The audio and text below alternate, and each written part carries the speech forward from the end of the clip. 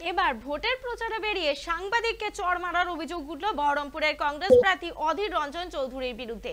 বুধবার কান্দি মহকুমার কুলি বড়ুয়া এলাকায় ভোট প্রচার সেরে বেরিয়ে আসার সময় বৈদ্যুতিন মাধ্যমের এক সংবাদকর্মীর প্রশ্নে মেজাজ হারিয়ে ফেলেন তিনি।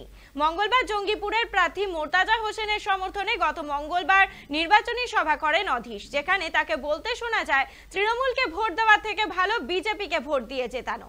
এই মন্তব্যের পরিপ্রেক্ষিতে ওই সাংবাদিক বুধবার প্রদেশ কংগ্রেস সভাপতির কাছে জানতে চান তিনি এখন কি বলবেন।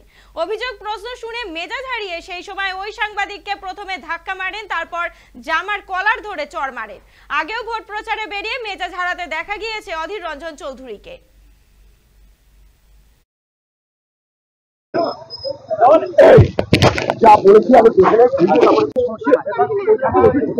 লালগোলাতে আপনি বলেছেন তৃণমূল বিজেপিকে যেতে হবে, কি বলবেন?